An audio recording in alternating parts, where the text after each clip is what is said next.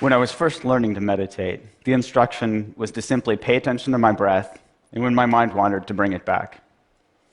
Sounded simple enough, yet I'd sit on these silent retreats, sweating through t-shirts in the middle of winter.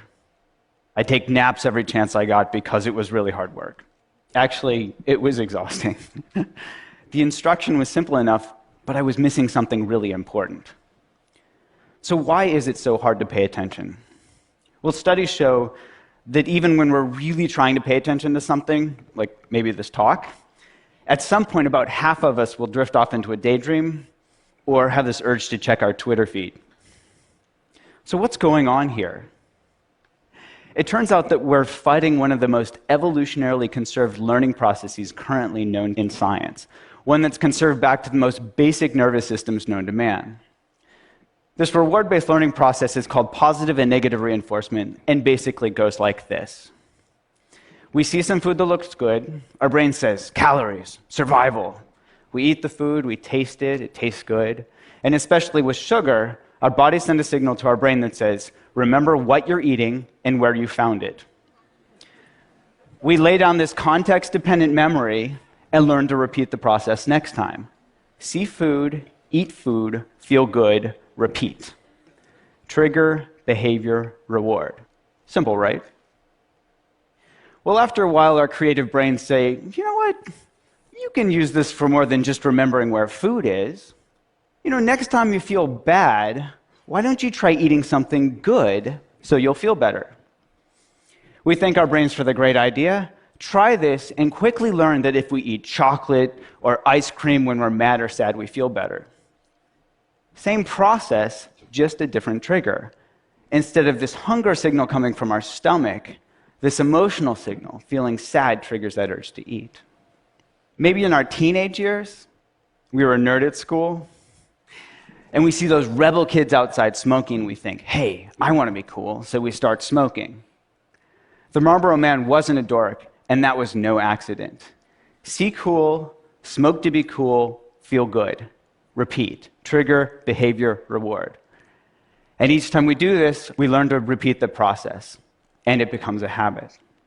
So later, feeling stressed out triggers that urge to smoke a cigarette or to eat something sweet. Now with these same brain processes, we've gone from learning to survive to literally killing ourselves with these habits. Obesity and smoking are among the leading preventable causes of morbidity and mortality in the world. So back to my breath. What if instead of fighting our brains or trying to force ourselves to pay attention, we instead tapped into this natural reward-based learning process, but added a twist? What if instead we just got really curious about what was happening in our momentary experience? I'll give you an example.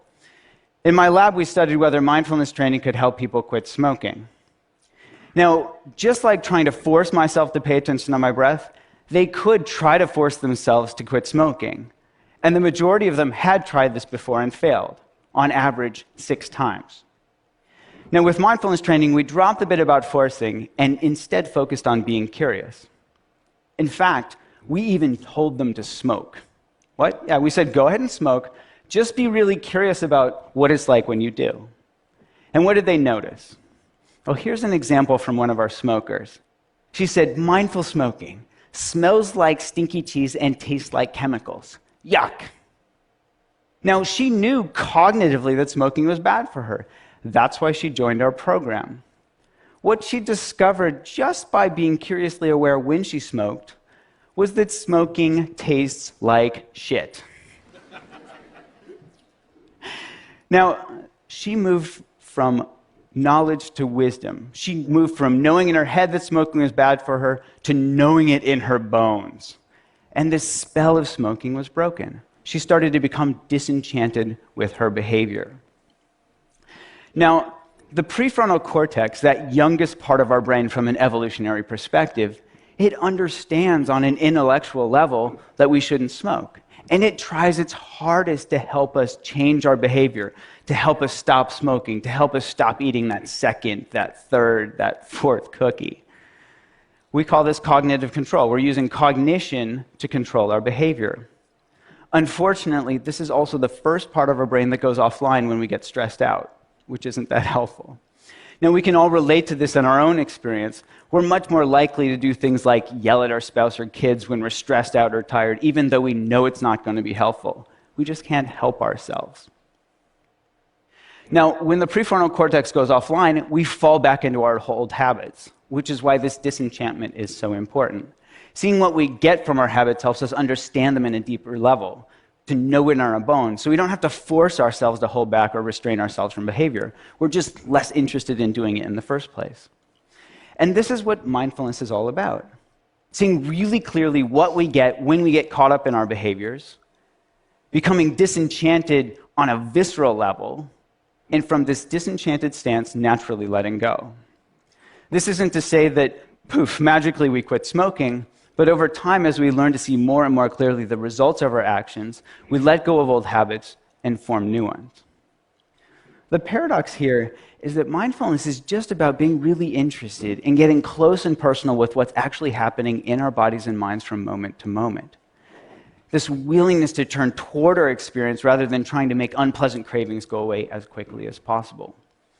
And this willingness to turn toward our experience is supported by curiosity, which is naturally rewarding. What does curiosity feel like? It feels good. And what happens when we get curious? We start to notice that cravings are simply made up of body sensations. Oh, there's tightness, there's tension, there's restlessness, and that these body sensations come and go. These are bite-sized pieces of experiences that we can manage from moment to moment, rather than getting clobbered by this huge, scary craving that we choke on. In other words, when we get curious, we step out of our old fear-based reactive habit patterns and we step into being. We become this inner scientist where we're eagerly awaiting that next data point. Now, this might sound too simplistic to affect behavior, but in one study we found that mindfulness training was twice as good as gold standard therapy at helping people quit smoking. So it actually works. And when we studied the brains of experienced meditators, we found that parts of a neural network of self-referential processing called the default mode network were at play. Now, one current hypothesis is that a region of this network called the posterior cingulate cortex is activated not necessarily by craving itself, but when we get caught up in it, when we get sucked in and it takes us for a ride. In contrast, when we let go, step out of the process just by being curiously aware of what's happening, this same brain region quiets down. Now we're testing app and online-based mindfulness training programs that target these core mechanisms, and ironically, use the same technology that's driving us to distraction to help us step out of our unhealthy habit patterns of smoking, of stress eating, and other addictive behaviors. Now remember that bit about context-dependent memory? We can deliver these tools to people's fingertips in the contexts that matter most, so we can help them tap into their inherent capacity to be curiously aware right when that urge to smoke or stress eat or whatever arises. So if you don't smoke or stress eat, maybe the next time you feel this urge to check your email when you're bored or you're trying to distract yourself from work, or maybe to compulsively respond to that text message when you're driving, see if you can tap into this natural capacity. Just be curiously aware of what's happening in your body and mind in that moment. It will just be another chance to perpetuate one of our endless and exhaustive habit loops, or step out of it. Instead of see text message, compulsively text back, feel a little bit better, notice the urge, get curious, feel the joy of letting go, and repeat. Thank you.